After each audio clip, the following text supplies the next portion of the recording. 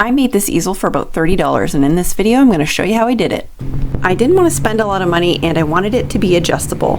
This was what I was using before I made this easel. When you don't have an easel, you make do. Not only is it adjustable, but it also has this quick release tab, so after you're done you can just pop off the top and take it with you. And this red-winged blackbird approves, so let's get started. First you're going to need a tripod. I just looked for the cheapest one I could find on Amazon. But it was important for me that it have these spread out legs instead of the ones that go flat on the ground. And make sure that it's tall enough for you if you like to stand, and it's adjustable so that if you want to sit you can paint as well.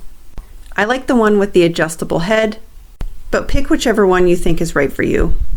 The next thing you'll need is the little bit that goes on top of this piece at the top of your tripod. I ordered this little package online, and you can find all the links to everything in the description of this video. The next thing you'll need is a piece of wood that's big enough to fit whatever type of art that you're doing. I do watercolor art and I need to tape my art down, so this is the wood that I chose, and it needs to be thick enough that you can screw that little piece in. I probably didn't need to go this thick, but this was the piece of wood that I had. Once you're all finished, your piece of wood will just screw right onto the top of your tripod, onto that little piece right there. In case you're not familiar with what that looks like, this is what it looks like. So before we start drilling into the piece of wood, we have to make sure we mark the center. We want the best side of the wood facing upwards, so I'm going to flip it over and screw that little piece into the back of the wood.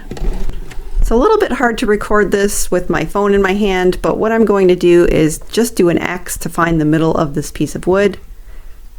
So it looks like I'm doing this really badly, but this is the general idea. Behind the scenes, I'm actually holding it and doing a proper line from corner to corner. But that's what it'll look like when you're done, and that's exactly where that bit is going to go. So now you're going to need a drill with the right size bit. Now I just like to eyeball things, so I just fit this little piece onto all the drill bits till I found one that didn't fit, and I used that one. I'm one of those people that eyeballs whether or not a shelf is level, so if you're expecting perfection, you're watching the wrong channel. So I just started drilling until I thought it was deep enough and blew the sawdust out of the hole. And I ended up grabbing a bigger drill bit because this one wasn't quite big enough. So I looked in my garage for glue that would stick to wood and metal. I found this E6000 glue, which will work just fine, but I highly recommend using something like Gorilla Glue that will stick really well and for a long time. So I added the piece that came with the piece that I needed and screwed it on because I knew that if I screwed it in, eventually the threads would catch.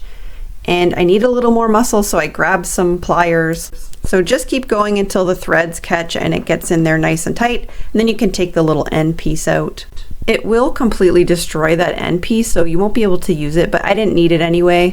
I probably didn't need to, but I added a little extra glue to get into the little cracks, and then I wiped all that extra glue right away.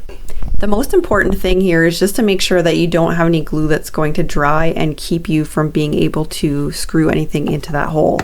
So now I just let it dry overnight, and then in the next morning, ta-da, it's the next morning, it's now dry. I wanted to make sure that it screwed in pretty easily without any obstructions in the way, so I tested it out and it's good to go. So now I'm just gonna set it up and make sure that it doesn't like fall over or, I don't know, something go wrong with it. I don't know what would go wrong, but just always good to test things before you take them out into the field.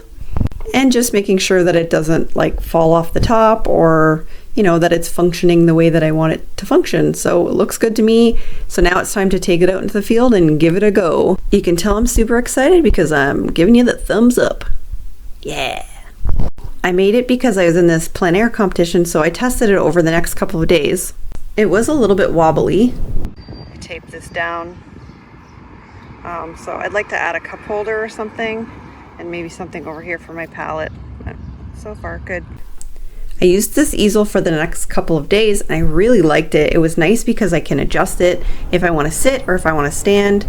I also can tape my artwork to the top and just pop it right off, so I can bring it into the house and let it dry overnight while it's still taped down. I just figured something out about this easel. So if I'm sketching and I'm all like but I need to get a line this way, I can go like that. I can just turn it. That's pretty cool. Don't forget to like and subscribe, and I'll be sharing everything I learn along the way on my art journey. And if you're still here, thank you for being here, and we'll see you in the next video. Bye!